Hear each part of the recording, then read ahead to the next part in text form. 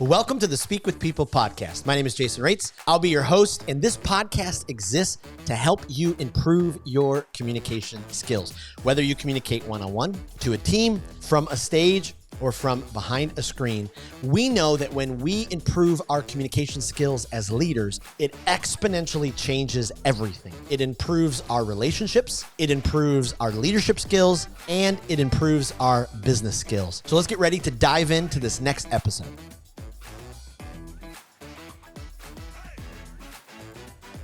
Well, how do you as a leader overcome people pleasing? It hits us all at different points of the day. We're all going to experience at some point. Some of us are going to be a whole lot more than others. But do you seem to get stuck in an endless cycle of worrying about pleasing others? Maybe it's your boss, your spouse, your coworkers, whoever it is. And do you ever then get into the trap of overthinking? Maybe people pleasings, maybe or not. Well, today we're going to dive into some of these conversations with Paul Rivera on the podcast. He's an entrepreneur.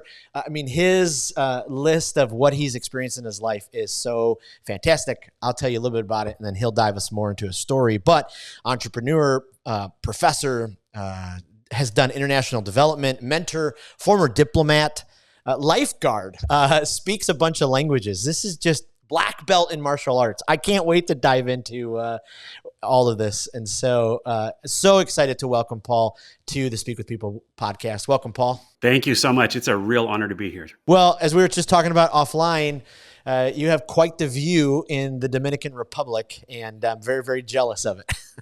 It's not the worst day of my life. As I said, I'm sitting here, I'm looking at the ocean over there. Yesterday, there were whales in the bay. You know, it's the good life, I got to say. And like we were talking offline, when I visited a couple of years ago, the city's name is escaping me, but where we were at, it was pretty city. I can remember we were on the second or third floor of this building, and there wasn't windows. It was just kind of bars, and the motorcycles would go by 1 a.m., 3 a.m., 5 a.m. Oh yeah. That's how it is here. I kind of, one of the toughest things about being here and living here is the traffic. And I tell people that the motorcycles are like mosquitoes. They're like mosquitoes. You don't pay too much attention to them, but you don't want one to sting you either. Right. So you just be careful. Don't let the mosquitoes get you. Yes. Yeah. Oh boy. Absolutely. Well, hey, before we hop into this conversation, and we're going to have a great conversation around a bunch of different ideas and topics, maybe give our listeners a little bit more of your story. What kind of brought you to the place that you're at now, what you do, all that kind of stuff. Oh man. Yeah, no, that's amazing. Thank you. So, with the benefit of retrospective and having, done a lot of work and that sort of thing, I tell people when I get that kind of question is that my purpose in life is to impact other people's lives in a positive way.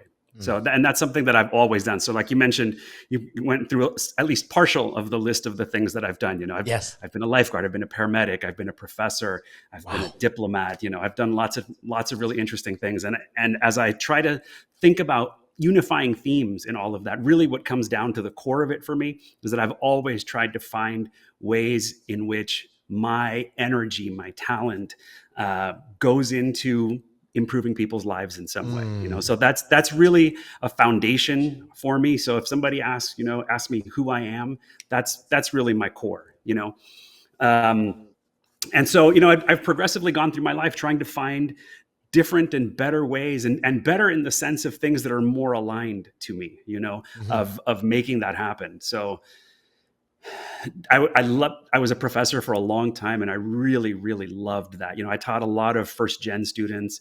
I taught a lot of first generation American students, and that was really, really rewarding for me in a really profound way.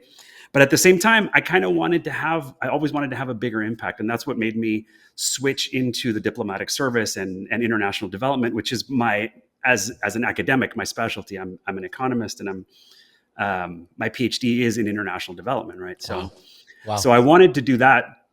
And so I did that for a long time. I was a diplomat with the State Department and with the U.S. Agency for International Development. I traveled and worked all over the world.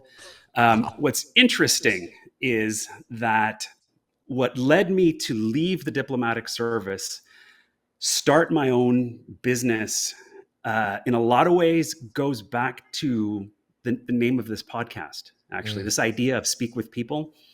mm. One of the things that you see in international development, it's such a fascinating field that I think a lot of people don't necessarily know about, but it's basically how it is, what happens to the money that governments give to other countries, right? Like assistance money that goes to other countries. Yeah. And one of the biggest problems worldwide, and I don't just mean the United States, but I'm talking the European Union and any of the countries in it, and Japan and Korea and Australia and the United Nations and the World Bank and all of these things. The biggest problem that they have is that the money that gets allocated to these countries, the strategic plan behind it is always to have a transformative effect on that community, on that country, on that sector, whatever it is that they're doing, to really have a fundamental transformative effect, meaning that even after the money runs out, you should still see the changes Mm. that they implemented happening, right?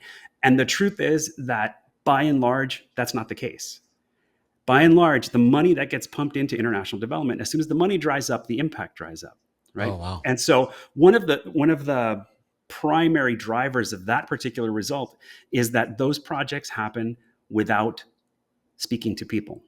Hmm. That there's so much of it that's done in a very paternalistic way that, I'm the developed country, here are my experts, and I'm going to tell you what it is that you need for your own development, Right. rather than let's sit down and talk about it. Let's sit down and talk about your needs. Let's sit down and talk about what's happening in your environment and how can we facilitate solutions instead of, so really one of my frustrations, one of the reasons I left was because I saw that approach wasn't working. And in fact, we implemented a very different approach here in the Dominican Republic, and had a tremendous result. And we Mm. saw that this is something that we needed to carry everywhere, right? So this idea of going and listening and Hmm. talking to people and helping them facilitate their own solutions, So really that was sort of the launching point for my company, Be Act Change, because what you find out is that a lot of folks, when we ask them, for example, our technical teams, when we ask them, okay, I need you to go out into these communities and talk to people and listen to them.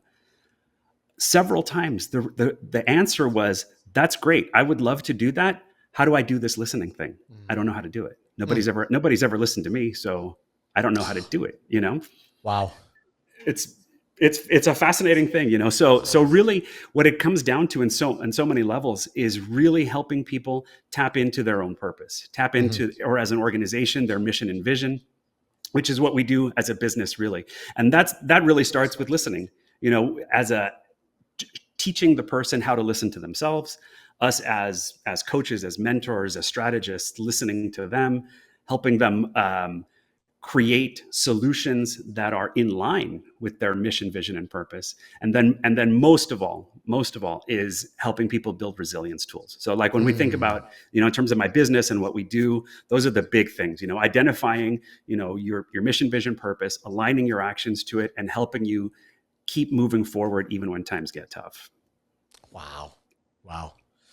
Yeah. And it seems like, from my perspective, resilience is, so incredibly important, especially in 2024 and moving, into the future. Yeah. It's such a different world. Communication has changed so much, and especially Gen Z, Generation Alpha before them, they communicate in such a unique way. They're the generation that did not need to wait for any bit of information. And Yeah. so it's really fascinating to see how, as they flood into the workforce, how baby boomers and Gen X and millennials are all trying to communicate each other around that. And so the Yeah. resilience of being able to move forward is just so dire, I think. There's a lot there, like there's the communication is a big piece, because you see, as you say, there's different communication habits that people have developed over time. What's fascinating is when you get sort of that intergenerational mix of people into these rooms, what if you can get that communication system down where those groups can all communicate effectively with each other, it's actually tremendous, I find, because the older folks, and I count myself very much in the older folks category, I know Sure. that we tend to be much more analytical. We tend to be a little bit more system oriented in some way, and looking at things from a very almost scientific kind of approach. I really value, though, when we get some of these fresher ideas and fresher ways of looking at things that really force us to go out of the box. Like we talk to a lot of these younger guys, and they see a different kind of information, and they're making connections that I wouldn't ordinarily make. And for me, that's the trailblazer. You know what I mean? That's where, when we work together effectively like that and we communicate properly, that's when we really have the chance to create trailblazing innovations, because we're bringing in things that in fact are connected to each other that any one of us individually would not have come up with. So I think it's brilliant, but I'm not saying it's definitely a challenge sometimes to get to that communication level. Absolutely. Yeah. So when you're working with, leaders, how often do you see or come across I'm sure there's different levels of the people pleasing leaders, but at what levels do you come across them at, and how are you able to identify or help them identify, boy, you're really kind of stuck in this people pleasing place?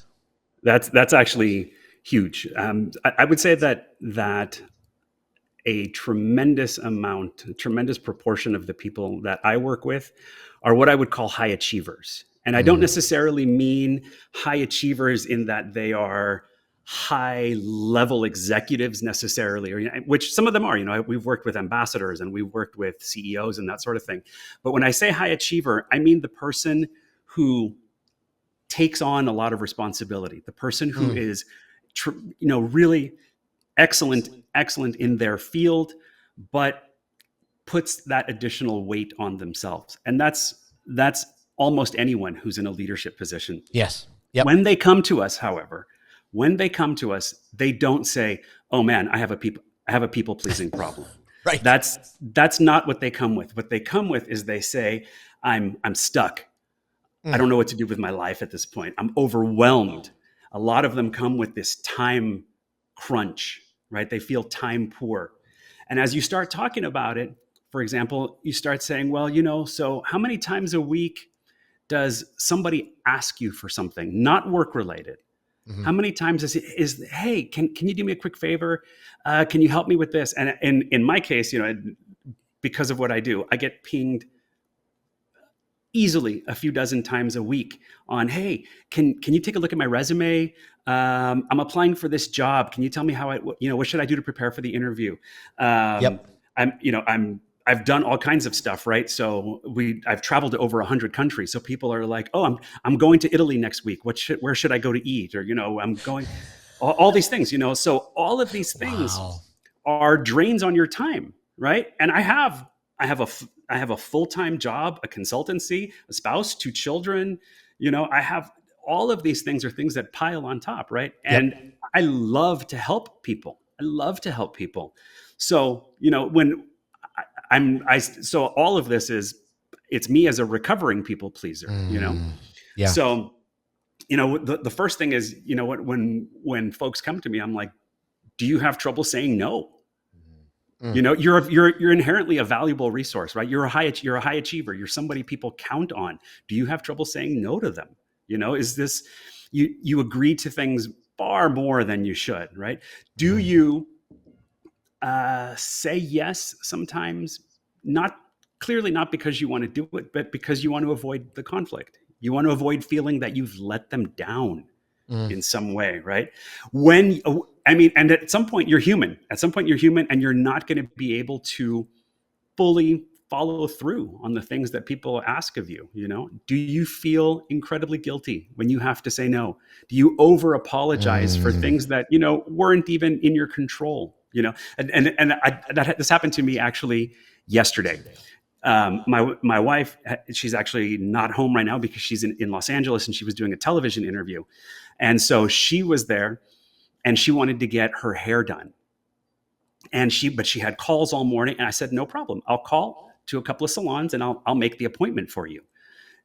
And I called one salon and they didn't have any openings. I called another one, they didn't have any openings. Another one wasn't open that day. And I basically ended up calling about 12 different places, and I was not able to get her a salon appointment.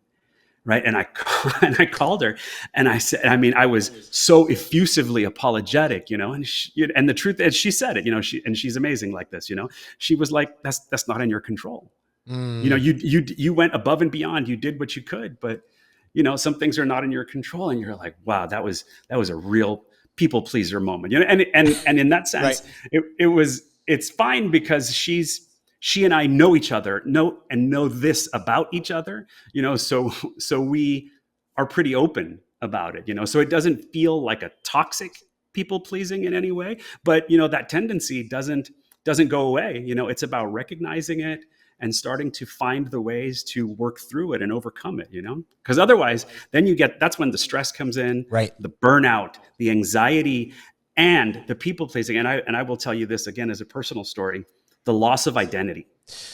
Um, Oof, you right. know, beyond even the workplace, I was previously married to a different person, and and this was at a time where I hadn't gone through so much of the sort of inner work with myself, you know, and I Mm, was very, very much a deep, deep people pleaser.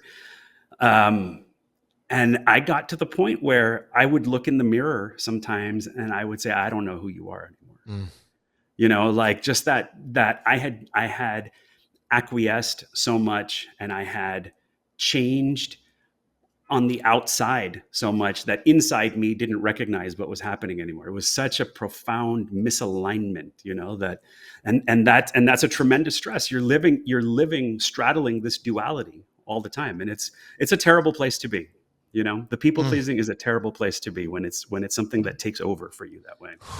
Right.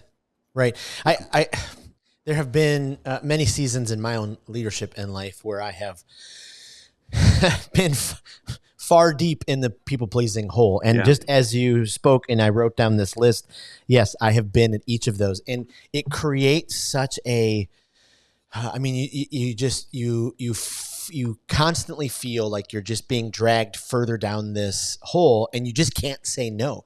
What do you think is the line, especially for leaders who work, in a company or some type of business, and their role is to, okay, hey, I'm helping my supervisor or my boss, but there is that line of, okay, the normal things that I'm asked to do and do them, but then there's that line of like, okay, does this cross into the people pleasing side?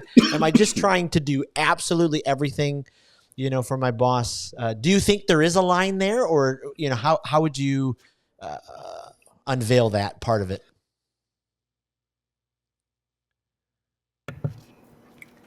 I would say that there is definitely a line. There is Mm, so much a line, especially when we're talking about these high achiever groups. mm, Um, and it's because so I had a mentor when I first finished my PhD. I started working at the university. I had a mentor there, and it was actually a brand new university. I got there the year that we opened, so I'm mm. founding faculty at this university, and there's just so much work to be done. Like there's so much work to be done, and inevitably, if you've been in school and you've had to do group projects, you know that there's somebody that's not pulling their weight, right? Right. And and I remember complaining to him once, like so and so is just, I don't know why this person's on my committee. They're useless, whatever. And he would tap me on the shoulder and he called me Rivera. He would say, Rivera, he's like, it's okay. Good people do what needs to be done. Mm, And I'm like, oh, that's horrible, horrible, right? Which means that as a high achiever, you already know that you have an expectation placed upon you that not everybody does, mm. right? So one part of like identifying the line is, are there expectations that Ah, you are being given? Are you being held to a different standard of performance, of dedication, of time somehow, that others are not necessarily? That flips the other way too. Are you being over scrutinized? mm. So again, we talk to corporate clients all the time who tell us, there's somebody else, same position as me, uh, a constant screw up. And the response is always like, oh, that's just Jeff. Jeff's that way. Jeff's that way. What are you going to do about it? But you messed up. And so are you in the situation where the scrutiny upon you is so much heavier than what you see in terms of other people? It's so Mm. identifying where that line is and navigating it is really tough, but it's super important, when you, and it comes down to on multiple levels, but identifying the boundaries, what are you Hmm. going to allow Right. into your life, and what are you going to sort of put a fence around? Right. Because if you don't do those things that you just talked about, the boundaries and you get to a breaking point. Like people, Absolutely. yeah, and everybody has different levels of the breaking point, but you know, some of them can be rather difficult. No, You and I mean it goes anywhere from stress and frustration to great trauma in some way to right, frankly existential crisis. right, There comes a point where you realize that you're not even living your life for yourself. right, You know, so and right. that's tragic. That we've seen several clients, who are extremely well educated, well paid, uh, very very dedicated to what they do, who are broken, Mm, for lack of a better term, yeah. because they're they've dedicated their whole life to something that isn't necessarily fueling their inner purpose. Mm, Yeah. mm. Could you speak to specifically? I mean, as I was getting to know you and your organization and the things that you speak about and do, I mean, you do quite a bit of work with Latino mental health as well. When it comes to people pleasing in the Latino culture, how prevalent, what level, are they dealing with it? I'd Yeah. love to know your perspective on that. Yeah, and so yeah, so something I come at from personal experience, right? Mm, My mom is Mexican, my dad is from El Salvador. I grew up in Los Angeles, so it's if you grow up under certain conditions, it's like you're in Los Angeles, but you're in sort of a small Latin America in a lot right, of ways, So right. um, when you look at immigrant cultures, and so I'm most familiar with the Latinos, but having gone through this process and working in lots of different places, it's more something that feels like an immigrant kind of culture beyond even the Latino thing, right? There's people who have uprooted themselves from their home countries, right? They Mm, have abandoned everything they knew, their language, their culture, their food, their safety net, their church, everything, to pick up and come to this other place, and it's always a second best option. It's mm, always a second best, right? If they're doing that, it's because the first best option is not working. There's some right, reason why, right? right. And so they've given up everything. And so as the children of those people, the children of those groups, you feel a tremendous amount of pressure. I was actually, just before talking to you this morning, I was on a call with one of my clients and their employee resource group, and it was their first gen employee resource group. All of Mm, these folks are diplomats with at least a master's degree, extremely successful people, and all they talked about was that pressure from their families, that the need to be there for their families, to support their families, that they're responsible to them, that they owe them. And so that additional pressure that is placed on, these happen to all be Latinos, but I know that it goes beyond that, um, is big. It's really yeah. big. And so to the point where, when we talk about your own purpose and your own identity, so often those influences crowd that out, Mm, right? You become you feel like you have no choice but to be that person who is responsible for the family, who's addressing what the family needs and putting your needs second. And that by definition is going to affect mental health. What we right. see in the United States, at least, is that there are approximately 4 million Latinos every Mm, year who undergo an experience of extreme depression, wow. right? And this is not, I'm having a bad day, or I'm Right. a little off today. This is like, I'm not functioning well. People notice, people are worried about me. Yep. And when they ask about the root causes of it, it's really because they feel they're not providing what they should be, Mm, or at the level that they should be, that they're not performing for their families at the level yep. that they should be. And then you add to that as they do these surveys, that group of people, relative to other groups, has in fact a much higher level of suicidal ideation. So it's not just that they feel bad. It's that they're not even sure if they can take it anymore. Yeah. So it's a real epidemic. This idea of it's become common parlance a lot, to talk about, oh, I'm an overthinker, I'm a people pleaser, but as you start going down that train of thought and that chain of events that it unleashes, it's something that if not addressed, if not managed, can get so out of hand, to that level that people are like, I'm not sure if I can keep doing this, Wow. Yeah. And so important, I think, especially in the workplace where we have all different backgrounds, all different cultures. I mean, especially to have some cultural awareness and to really understand each other is probably, no greater importance than ever before, just because if we have that understanding, then, I mean, we really can lean in and, extend grace, help each other, look for those things. I mean, I know in my own life, in my own deep people pleasing moments, I think way down deep, I was hoping someone would say, hey, I just noticed you've been pretty off here. But the leader in me, the achiever, is like, I got it all together. I'm trying to put on a front. But yeah, being able to help, folks when they're at that place, so pivotal. Yeah, and it's really hard to see. You see these folks, and it's like you say, there's the culture ingrained in you that of I have to be macho, I have to be stoic, I have to be the immovable boulder in the face of the storm, and it makes at least Latino culture much less likely to seek help, to open up, to be vulnerable like that. So it's both sides. There's the cultural awareness piece is important, but at the same time, the cultural shift inside of us also needs to happen. That it's actually, I advocate so strongly in terms of sort of, especially for men, this idea that vulnerability is strength. I'm so strong. I'm so sure of my purpose. I'm so confident in the value that I bring that I am comfortable. I'm okay saying when I'm not okay.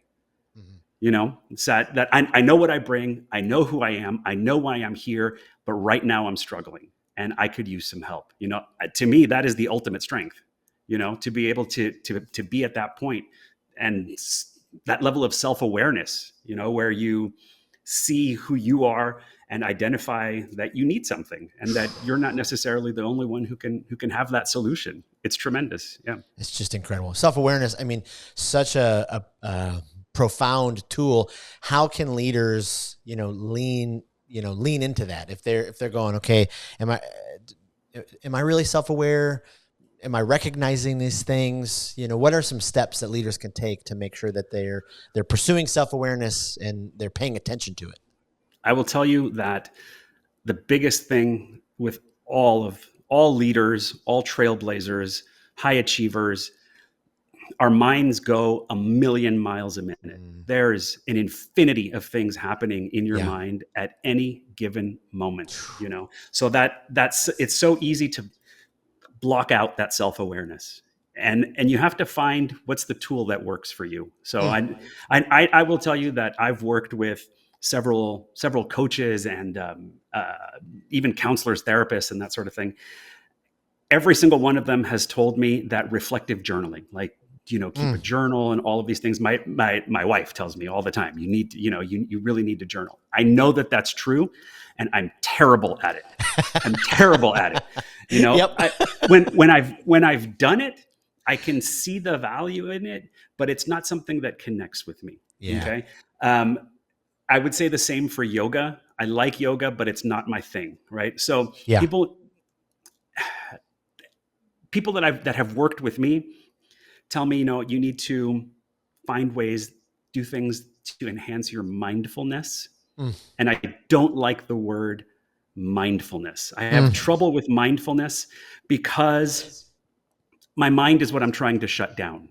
And I know that the word mindfulness comes from being aware of from the awareness. For me, I've crafted a new word. We're going to copyright it.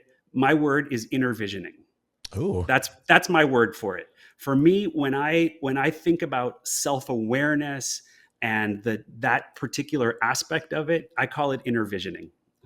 because what I'm trying to do is I'm trying to access that place inside of me that frankly is my intuition. I'm trying to access my intuition. And this is something that I talk about a lot with anybody that works with me. As a leader, as a trailblazer, you have an intuition that's inside of you. It's talking to you, but there's oftentimes so much noise going on around you that it's hard to access what that intuition is. So for me, I'll tell you what works for me. I used to tell everyone I'm a big exercise nut, and for me, if you're like that at all, if you've ever felt that feeling of peace, like after a good hard workout, like when you're done, that sort of drained peacefulness, that is an approximation of the state that you're trying to get to, right?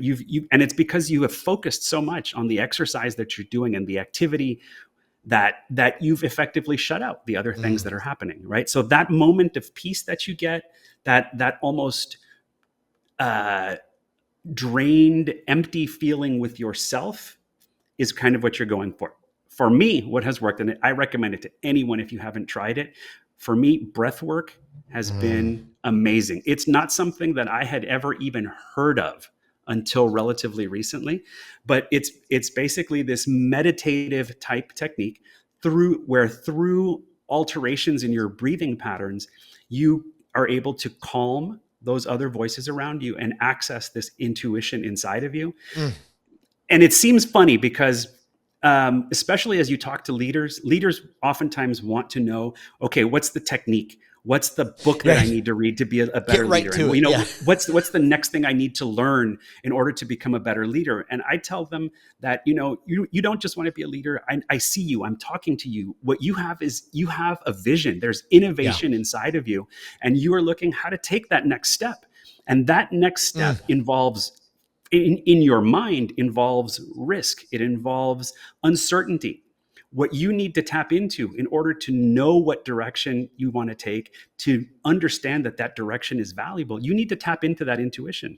That intuition inside of you is crucial because that's what's going to help you get to the point of making the actual jump, right? And so for me, breath work has been huge that way because I emerge from it with a clarity and a focus that I don't know, I haven't found any other way to access, So I really encourage people to try all sorts of things, try breath work, try the journaling, I have a friend who does, I guess it's called micro journaling. If you have WhatsApp, on WhatsApp, you can, or Voxer, you can basically add yourself as a conversation. And so he just texts himself conversations and how he's feeling, and it's sort of these micro check-ins all the time, just to try to bring an awareness to how you're feeling and how you're reacting to the different stimuli in your day, whatever works for you, but it's really tapping into that inside of you. I really believe that everyone has a unique purpose, a unique value, something really powerful to contribute to the world. And anything that we can do to help people bring that out, I think makes us a better society. Oh, that is so completely powerful. I mean, you just gave us kind of a master class in quieting some of those voices. I'm just more and more convinced, doing all these interviews with amazing leaders from around the world, the successful people that I run into who are healthy, because we all run into successful people who are not healthy. Their inner world is in shambles. Things are falling apart around them.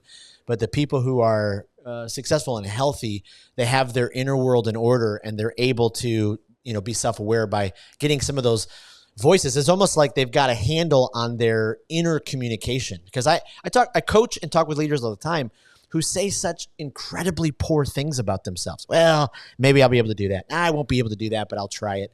It's like this constant flow of negative self-talk. And if we could, I love the inner visioning concept because, how healthy, do you want your inner vision to be, and how do you speak into that? I mean, it's just so valuable, so valuable. It's worth saying that I took it from Stevie Wonder. It's the name of one of his albums. It's called Inner Visions, which I think is fascinating because he's blind, and so the vision that he has is his inner vision. And if you're familiar with Stevie Wonder's work at all, the big hit from that particular album is his song Higher Ground. So this idea that, reaching into your inner vision is what helps you reach your higher ground. I think it's so powerful. I love it. Wow. Wow, that's incredible. On a different note, I thought I had come up with speak with people, not at them. I've been thinking about it for about 15 years. Turns out, much like Stevie Wonder, the great Vin Scully, LA Dodgers broadcaster, said it, maybe in the 60s or 70s. Someone forwarded it to me. So anyways, it's that there's really nothing new under the sun, but it's great to bring those ideas. So fun fact from my childhood. I grew up in Los Angeles, and we were big baseball fans, but my family's Latino. And so we would watch the broadcast on, I think it must have been like Fox Channel 11 at that time. And I know that Vin Scully was on it at that time, but because my family was Latino, they would turn down the volume on the TV, and we would listen to the broadcast on the radio on the Spanish station with Jaime Jarrin. So I remember being about maybe 12 years old at one point. I was at a friend's house, and they had the TV on, and I hear Vin Scully. I'm like, who's that guy? He's amazing. Why haven't we been listening to this guy? Oh, that's fantastic.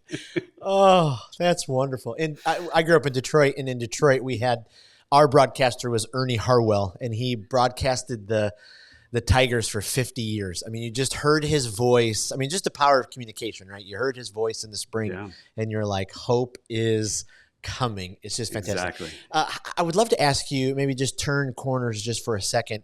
Your time in academia, and teaching folks, and even as a diplomat, I'm curious what you think. The communication world shifted so drastically now that we have online communication. We're on TikTok, and we're commenting, and everyone's got their own platform, and we're podcasting, and we have YouTube channels, and you look at some of the comments sometimes, and they are so I'm saying we in general, we drastically treat each other so like we're not human beings. We would never say it, face to face, but online, we're typing that. Just in your experience and your expertise, what do you think looking into the future? If you were looking into the future a little bit and going, oh my goodness, is it going to get worse than it is now? Is there going to, take a great awakening to get people back to, treating each other with kindness online? I just love your perspective on that. No, I appreciate that. I think that's a great question. Especially just, I don't know if you followed, but just yesterday there was the whole congressional talk about banning TikTok and all of that. And my experience has been that it's very likely when you ban something worse is going to come out. You know what I mean? So I don't know that that's the solution to any of this. My worry with the accessibility of information and the ability of communication that we have at this point, like I have two small children, they're 8 and 10, and they have access to information and interactions with people that I never would have had. Right. What I see, not just in my children, but in college students, even in the diplomatic sphere, all of these things, what I see is a crisis of critical thinking. So I tell, I'm an economist, and I taught a lot of, for example, of research methods and statistics and econometrics and basically techniques for decision making, right? The idea is that there is so much data that's out there, and it's data. It's people. It's people making a crappy comment on something is data. An article published online is data. A YouTube video is data. A podcast is data. You, through your critical thinking, through your powers of analysis, you turn data into information, basically, right? And so, like my students, anybody who's taken my class knows that I talk so much about your job is that I'm going to present you the data. You're gonna apply analysis, which is, a reasoned system way of understanding that data in order to come to a conclusion by turning it into information, right? So what I see is that there is definitely a decline in that. And it's because I believe that people are oftentimes cost minimizers or effort minimizers, right? If there's so much data that's coming at you, and data is coming at you, but they're trying to convince you that it is information, you don't have to do anything. I'm just going to feed it to you, right? So that ability to discern it is really, really important. So that's part of it. Yeah. Second piece, though, is that what I hope, and this has been my experience, what I hope is that people will see that the digital communication is also a massive opportunity. So for me, for everything that I've done, right? I have a PhD. I've taught everywhere. I've been all over the world. The diplomat. I've worked with presidents and prime ministers, and done all of these things. I've never been an entrepreneur. That's not a space I had ever been in. So when I went to the point of launching my business, I'm like, I conceptually understand what I need to do, but I don't know anything about marketing. I don't know anything about pricing. I don't know anything about any of this, and even in my circles, in my immediate circles, there wasn't that, so I was, however, able to go out into the virtual space and find those communities and find that support and find those champions, like, again, as a Latino child of immigrants, the idea, think about this. I'm a Latino child of immigrants. I left a tenured job at the university. I had a guaranteed job for life, and I left it because I wanted to pursue my thing. You know what I mean? Yep. My parents died, and then they were like, okay, well, fine. He eventually became a diplomat. And again, it's a tenured system, right? I had basically a guaranteed job pretty much as long as I wanted. And I went, you know what? That's not my jam either. I'm out. So Right. So, this whole shift into entrepreneurship is something that has been like rocking the boat in my family big time, and so I didn't have examples. I didn't have mentors in that, and so the virtual space has been tremendous for me like that. There's a lot of people, a lot of high achievers who feel very lonely and alone, feeling that nobody understands me. Nobody knows what I'm going through. And the truth is that maybe those people aren't around you, but those people are out there, Yep. and a lot of times they're there in the virtual space. And for all the garbage that's out there, there are positive, uplifting communities where you can find your champions. You can find the information, the inspiration, the examples that you need, So I hope that that's the direction that people Yes. will increasingly turn in terms of communication in the digital space. Oh, I love that. Well, you've given us, just pure gold today. I took pages of notes. So appreciate you pouring out your heart. Before I let you go, I'm going to ask you some rapid fire questions. We're building this library for leaders, and we're just trying to get the best resources from each leader. Is there a speaker, every time you listen to this speaker, you're just, wow, they really just, gave me a different perspective. They fill up my cup. Anybody that you'd recommend? Okay. I will tell you who's my spirit guide at the moment. And it's unusual. If you're familiar, the chef Jose Andres. I don't know if you're familiar with him. He's been on TV and all this stuff. His name, Chef Jose Andres. He's from Spain. Just an incredible guy because he's a guy who lives so passionately and lives his purpose. If you have not seen, so his thing is that he and his foundation, his NGO, is all about feeding people in times of crisis. So he's been all over the world. Like right now, it's a tough time in the world right now, but I know that he has a ship going to North Gaza to feed those folks, right? If you have not seen his TED Talk after the hurricane in Puerto Rico, I'm pretty sure that he spoke pretty impromptu to do this TED Talk, and it's one of the most powerful things I've ever seen. Just about leadership, being about taking action, focusing on what is your objective, and I love that his thing is I'm there for the people. Yep. You know what I mean? That. And so just super powerful. Love that guy. I love that. Well, we're going to definitely put that TED Talk in the show notes. Let me ask you about a podcast. Is there a podcast that either guilty pleasure or leadership development that you just keep turning to? It's just provided Okay. Unusual one then. I really like Star Talk with Neil deGrasse Tyson. I tell you why. It's not explicitly about leadership. Right. It's not, he's an astrophysicist, and, he's a well-known, non-religious kind of guy. But at the same time, he's someone whose perspective is so big. You know what I mean? His view is universal, and he sees the universe as this whole interconnected system that it is inherently something almost spiritual about what he says. And I love that because it's, every time I listen to it, whether I agree with it or not, it's always something that makes my mind a little bit bigger. And I appreciate anybody who, as my shirt says, pushes my boundaries. So I love that. I love that. I love it. And then last one, is there a leadership book that, this is just a must read? Okay. So I have read a lot of books specifically about leadership.